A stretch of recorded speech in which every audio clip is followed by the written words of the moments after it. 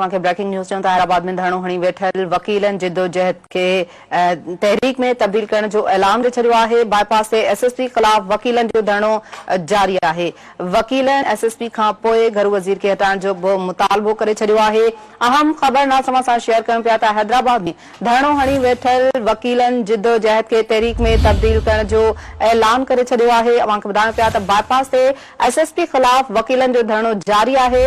वकीलन SSP खां पोइ घर वज़ीर के हटाइण जो भी मुतालबो करे छडियो आहे। आगाह करे रहिया आहियूं अहम ख़बर के हवाले से हैदराबाद में जिते नाल सां ॿुधाईंदा हलूं त वकीलन जिदोजहद के तहरीक में तब्दील करण जो ऐलान करे छडियो आहे।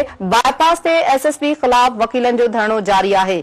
ॿुधाईंदा हलूं त वकीलन एसएसपी खां पोइ घर वज़ीर के भी हटाइण जो मुतालबो करे छडियो आहे। ब्रेकिंग न्यूज़ अवां सां शेयर करे रहिया आहियूं। अपडेट कंदा हलूं त हैदराबाद में धरणो हणी वेठल वकीलन जिदोजहद के तहरीक में तब्दील करण जो ऐलान करे छडियो। बाईपास से एसएसपी खिलाफ वकीलन जो धरणो जारी आहे।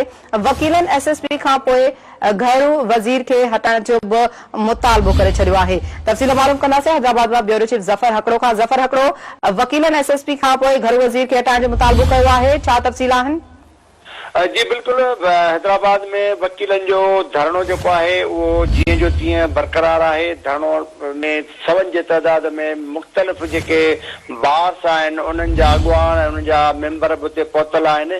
उन्हनि जो चवणु आहे त जीअं अॼु उन्हनि बार बार इहो पियो चयो त जेकॾहिं एसएसपी डॉक्टर फरूख लंजार खे न हटायो वियो त उहो मुतालबो कंदा, जेको मुतालबो सिंध हुकूमत जे लाइ वॾो इशू थी वेंदो ऐं उन मुतालबे खे मंझाइण लाइ उहो सॼे पाकिस्तान जे बार खां मदद वठंदा ऐं समूरियूं पाकिस्तान जूं बारूं जदोजहद में ईंदियूं। अॼु उन्हनि तमामु घणी हिन वक़्तु नारेबाज़ी कई आहे।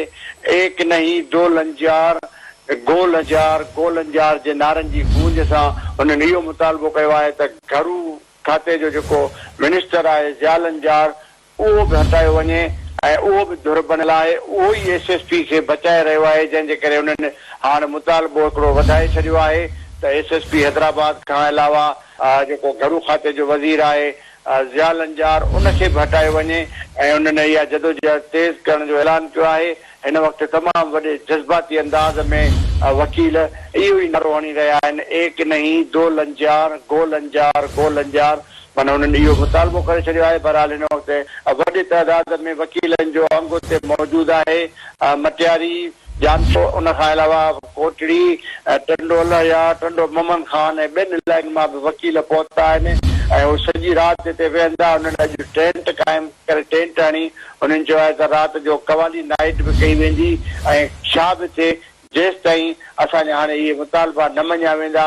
अॻ में हिकिड़ो मुतालबो एसएसपी जो, हाणे ज़िया लंजार जो बि उन्हनि मुतालबो रखियो आहे, उनखे बि हटायो वञे। जी वकीलन एसएसपी खां पोइ घर वज़ीर ज़िया लंजार खे हटाइण जो बि मुतालबो करे छडियो आहे। वॾी महिरबानी ज़फर हकड़ो तफ़सील ॾियण जे लाइ।